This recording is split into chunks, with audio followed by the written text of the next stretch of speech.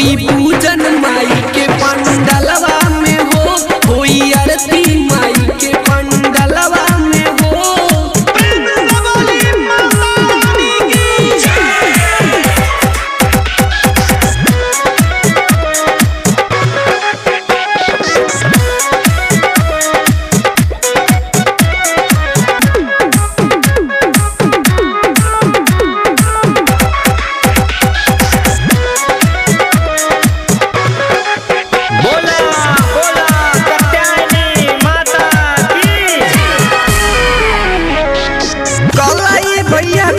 माई के पुकार मैया के कृपा से होला सुधार, मैया के कृपा से होला सुधार। शक्ति अपार हवे हमहू जानी, अर्जी के पूरा करिए माता रानी।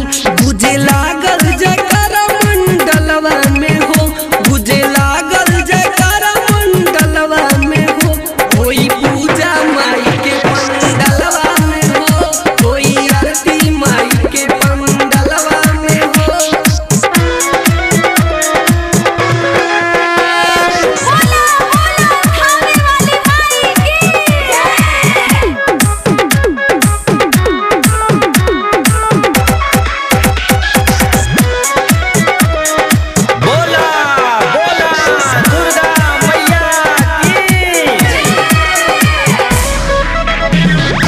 बतिया तू माना एक बेर हमार, भर जाई झोली खुदी से तोहार, भर जाई झोली खुदी से तोहार। सरधबा दिलवा में हमरो हजार, पूरा हो जाई अब सपना हमार। दुर्गायामी से गावे संग गनवा में हो, दुर्गायामी से गावे संग गनवा में हो।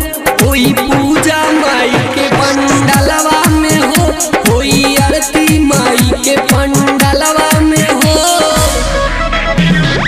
अवतारी शेर पे सवार मैया, पूजा हुई 9 दिन लगातार भैया, पूजा हुई 9 दिन लगातार भैया। अवतारी शेर पे सवार मैया, पूजा हुई 9 दिन लगातार भैया। लेला थाली में फूल अड़हुलवा के हो, लेला थाली में फूल अड़हुलवा के हो। होई पूजन माई के पंडलवा